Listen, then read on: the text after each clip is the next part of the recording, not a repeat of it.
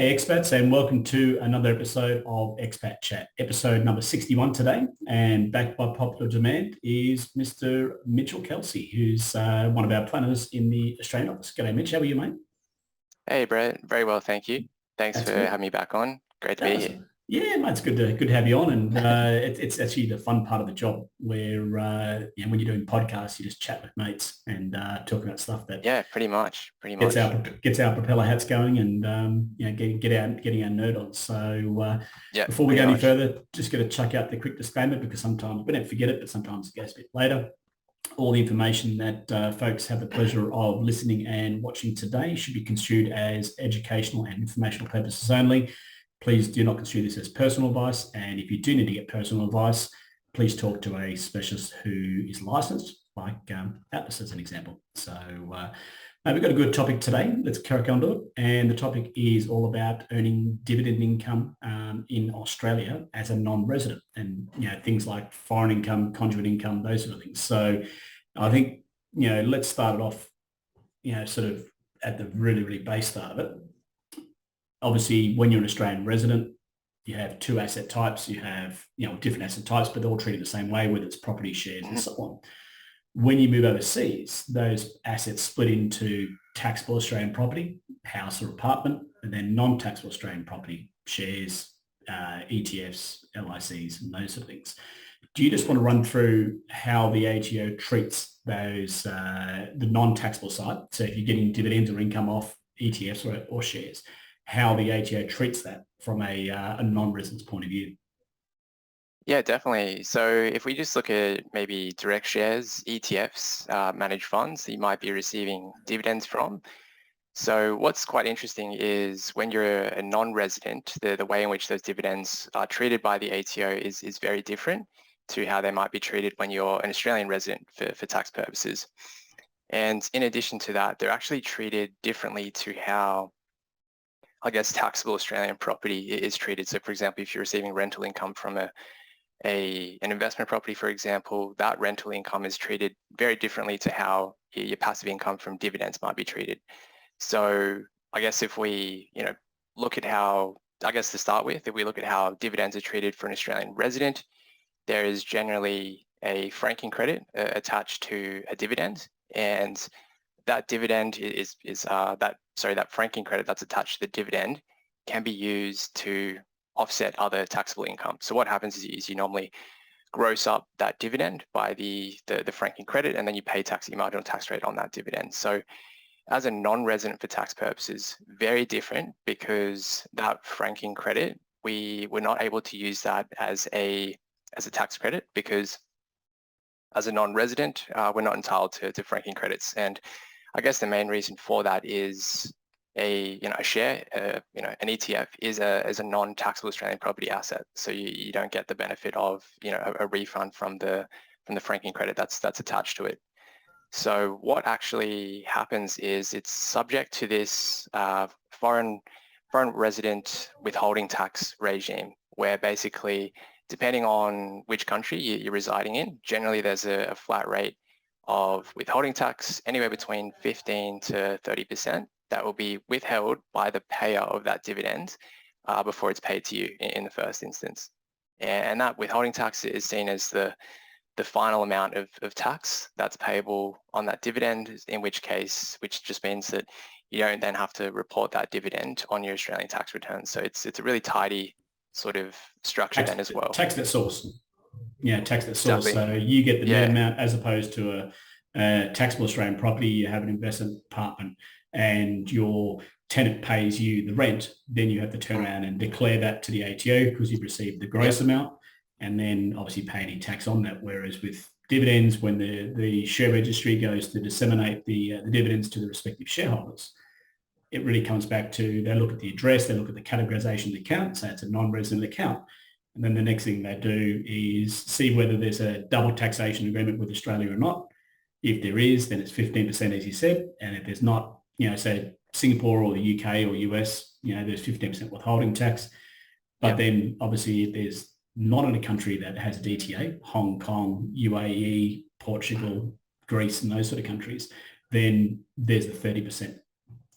Do you just want to run through, obviously, we as a non-resident, we can't claim unused franking credits. But do you just want to talk about how, when they go to pay the dividend to the shareholder, how you can use franking credits to offset that non-resident withholding tax? Yeah, sure thing. So yeah, you're right. The the franking credit, whilst we can't use it the same way that an Australian resident can use it, so you can't use it as a tax refund to offset your tax liability as an Australian resident, it can be used to offset the withholding tax to the extent that it is franked. So for example, if you're receiving a fully franked dividend, it's franked at the corporate tax rate, 30%, that franking credit that is attached to that dividend can effectively offset that that foreign resident withholding tax that would otherwise apply. So you basically then just receive the net amount in that instance. So that's the case with a fully franked dividend. And then as we know, there's also unfranked dividends and then also partially franked dividends as well. So if you're receiving an unfranked dividend, that just means that because there's no corporate tax has been paid on that dividend, it's just subject to the full rate of withholding tax, whether anywhere between 15 and 30%. And then partially franked is just going to be subject to the foreign resident withholding tax to the extent that it is unfranked. Yeah. So it might So be like 30% franked, 100. Yeah, exactly. Yeah. Okay. No, that's good. And then I think we covered that. So long story short, and then this topic is actually coming from Lucia, who sent through a question via the link, which is below for those folks who want to submit more questions down the track too. And she did say, is it counterproductive to have investments with franking credits if you're a non-resident? In actual fact, it's the best thing ever, because we know that shares, managed funds, ETFs, any non-taxable assets are capital gains free with the ATO. And then on the other side, there is the non-resident withholding tax of 15 and 30, and potentially if you structure your portfolio correctly, you won't pay tax on the income either. So from an ATO point of view, no capital gains tax, no non-resident withholding tax. That's right. Yeah, especially if you got a good portfolio in terms of allocated to some bigger, larger blue chip ASX companies. They're generally going to pay you a fully franked dividend. So in which case the full franking credit can be used to offset that withholding tax. And I think we discussed franking credits too, because it's a topic that does cause a bit of confusion. And I think just to explain to the folks out there, the way franking credits work is, let's say BHP makes $1 billion profit. As you said before, the company tax rate is 30%. So they'll pay $300 million to the ATO, which is a payment on that profit. And then they have $700 million left over to pass to their shareholders by way of a dividend. And they'll work out how much of that 700 they want to pass on as a dividend. Where you get companies that are partially or unfranked, is the reason is they avert that income or generate that profit overseas. So they haven't paid Australian tax on that money. And you will get companies in Australia who, like Macquarie Bank, CSL, those sort of companies who have a lot of their operations overseas. So in those sort of companies, they will be partially franked. And it's pretty easy to look up. You can see on the ASX website, what is franked and what is unfranked. And, it's not too hard to work out who's who in the zoo. But then I think the other thing, we can talk about is how this works inside super, because a lot of folks, don't see this benefit. And this is one of our favorite tools in the tool chest, is how we can actually use franking credits to not only extinguish the income tax inside super, but also to, how you can actually get the refund. Because essentially from a residency point of view, your super is residence in Australia. So, most folks out there may or may not realise, super's taxed at 15% on income that any comes through. But obviously it will depend on your super fund. So if you're in what we call a pooled super fund, those pooled super funds, they're like the communist way of investing, where everyone shares in the gains, liabilities and exemptions and the tax credits. So what happens is, if you are in 100% cash or 100% invested, everyone shares in the franking credits. So it will reduce your 15% income tax down a little bit, maybe a couple of percentage points. Whereas if you go down the route of being not complex with your super, but doing a bit more with it, what you can actually do is, if you are rather than being in a pooled fund, you are directly owning the underlying holdings. And we're not recommending SMSFs in this regard. There are other ways to do it without going down the SMSF route. you can then use the 30% franking credit to extinguish the 15% income tax inside super. But because super is preserved, then when the fund lodges their returns every year, you can actually get the remaining 50% of that franking credit back as a cash deposit straight into your account.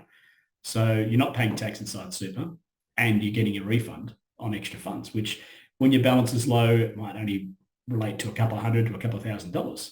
But as you get closer to retirement, now we're starting to talk. Then I think I was looking at a client's situation the other day, and when he goes from, he was getting up to a $15,000 franking credit refund every year, and then when he goes across into to pension phase where you don't pay any income tax at all, he's going to get $30,000 a year deposited in his account around February, March when the ATO starts to do the credits. Yep. But for nothing. So yeah, definitely.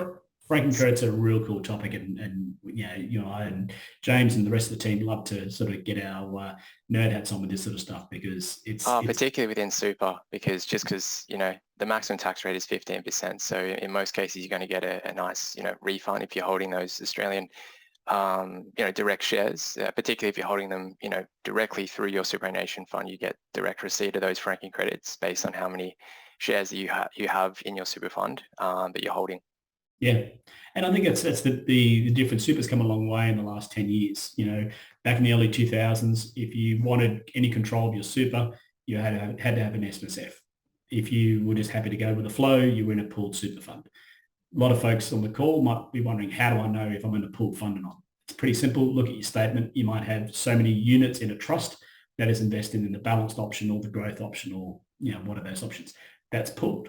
You don't own the underlying ownership of the underlying assets. You have interest in a trust that is investing. Whereas if you look at a statement and you hold BHP, Telstra, CBA and ANZ, then you do own the underlying. And that's where we're talking about, there's a lot of other things which we can go on other episodes about in specie transfer, time of retirement, no CGT, those sort of elements as well too. But to me, it really comes back to those core basics of, especially when the market's going gangbusters, no one really cares. But in markets like we are right now, where we are looking for those extra percentage points in terms of returns, bottom to your case of your account, these things make a huge difference. They can add 2 to 4 percentage points onto the returns of what normally is expected anyway. So if you're getting 6 to 7% returns, you could be getting 9 to 12% returns. It really depends on what it comes back to in terms of what you're trying to achieve. But I've never met a person before who doesn't want to get the most out of their super, that's for sure. Yeah, definitely. And, you mentioned these, downturns that we've seen, in the share market, in the 2022 financial year to date. Transparency is a big thing. And, if you can view your investments and you can sort of pinpoint exactly sort of what's underperforming, what might be performing well, that might sort of give, clients, give investors some security as well, just understanding exactly what's happening in the market, why. So yeah, transparency is another advantage to using these wrap type superannuation platforms as well, over the pooled investment options that you talk about. Yeah, and look, it's the old pay peanuts get monkeys. People will look at a fund and say, oh, it's got the lowest fees ever.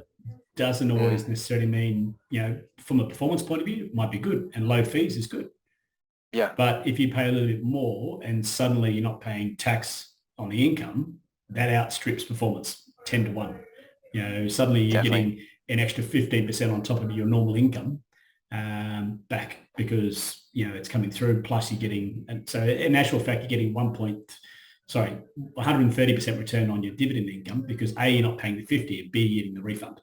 So it's those little things that just make all the difference. So, mate, I think we've blasted everyone's ears enough with that topic. Let's just run through as part of the Q&A session of the podcast and talk about some of the other questions that Lucia, did raise. So first one is there any actions that will automatically trigger you to be deemed a non-tax resident, such as getting a visa in another country or being away X amount of years, or does becoming a non-tax resident only happen when you yourself selected in your tax return form? Do you want to have a crack at that?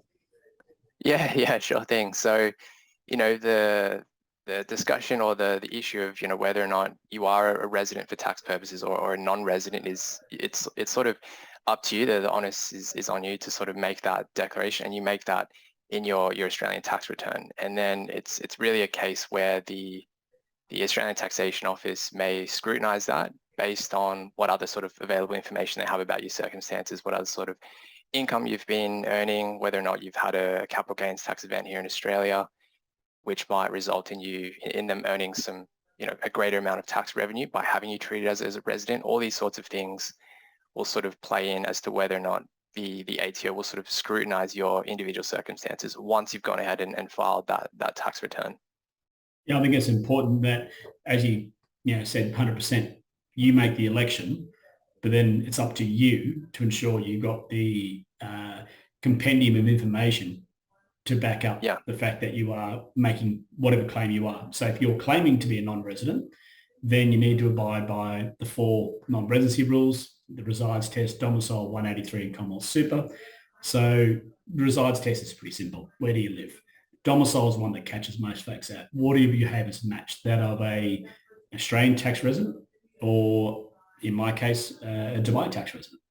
And that means you'll have to have residency rights, tenancy agreements. If you were to look at a person living in Dubai, what would they normally have that would see fit to be a tax resident? And where people get caught is they live in serviced apartments, they might have a residency visa, they might have a visit visa, they make these claims, and that's when it all sort of falls apart. Whereas if you are legally entitled to live in that country and you have, cars and all, kids going to school and all those things that map to that of a local resident, then that's that part of that compendium to prove that if you do get that tap on the shoulder by the ATO saying, hey, Mitch, I think you're a tax resident, not a non-tax resident, then you can furnish those documents and say, well, in actual fact, here's everything that shows that I'm a resident of Dubai in my case. Everything meets the 4 tests when it comes to non-residency, and off we go from there. Yeah, no, exactly. Couldn't have put it better. Yeah. So, Matt, let's go on to the next question. Yeah. Sorry, keep going. Yeah. No, I was just going to suggest, always, speak to your tax accountant as well, because at the end of the day, they're sort of going to be able to really make that determination, because they're going to be, signing off on that tax return as well. So speak to your tax accountant about that as well, just making sure that you are, that, don't go about it yourself and say, okay, based on what I've read, I can assume that I'm a resident, because a non-resident. Just reach out and receive that advice. That's never assume. What I would suggest. Yeah, that's never right. assume. Yeah. It's just so many people make these assumptions based on something they've heard or something they've read, and we call it confirmation bias. They make it suit their circumstances when, in actual fact, a stranger looking at that scenario would come to a different conclusion. So it's always good to have that affirmation or that confirmation that what you are saying is actually correct. The laws are changing. We're talking about potentially new laws coming through the pipeline as well. So it's an evolving piece. Now let's run on to the next question. Definitely. Yes. Since the parameters around being a resident, non-resident tax resident are so vague and the ATO tool calculator is of no help, what is the penalty if one day ATO audits and then defines you as being in the wrong category? Yeah, sure. So I'll tackle that one. I'll try and tackle it to begin with. So I guess the penalty will be, as a resident for tax purposes, you are subject to tax on your worldwide income. So any sort of employment income you might have been earning overseas, all of that, for example, the financial year just been, you might have to pay tax on that to the Australian Taxation Office. And there may be, they might, identify or sort of make the case that you're a non-resident. Sorry, make the case that you are a resident maybe 6 months down the track from when your tax return was due, in which case they may apply some general interest charges on that tax that you were otherwise supposed to have, paid to the ATO. So that is a penalty in itself as well, and that could be quite high, particularly if you've got a 12 months worth of salary and income that's going to be subject to income taxes here in Australia. So that's sort of the first thing I would sort of make a comment on. Yeah, and I think you're right. They will make a judgment based on your time overseas and apportion that time, whether it's all or some of it, that you're an Australian tax resident, and then obviously say, well, you owe us tax based on that income. It's pretty black and white. They don't exactly beat around the bush when it comes to determinations. They'll say you're a tax resident from 2019 to 2022. therefore you owe us tax on that income as a result. So it's yeah, pretty black and white. So, mate, I think you've done a great job there. I think we wrap it up. I think we don't like to keep these things too long because short and sharp, it helps people sort of absorb the information. Let's get you back on to another future episode, and look forward to seeing you soon. Yeah, definitely. Would love to. I'll just make a note as well that we've got a blog post coming out on this sort of topic. Receiving dividends as a non-resident. So yeah, jump on the Atlas website to check it out. Good call, mate. Smart work. And also for those folks who have more questions, click on the link below and send them in as you head. We're always happy to head to those. And thank you to Lucia for sending that in. And we look forward to answering many more. Awesome, mate. Yep. And thanks anyone making comments or sending in queries. That'd be great. Cheers. Thanks, mate. We'll live in peace and we'll take it from there. Yeah, sounds good. Talk soon, Brett. Thanks, mate. Take care.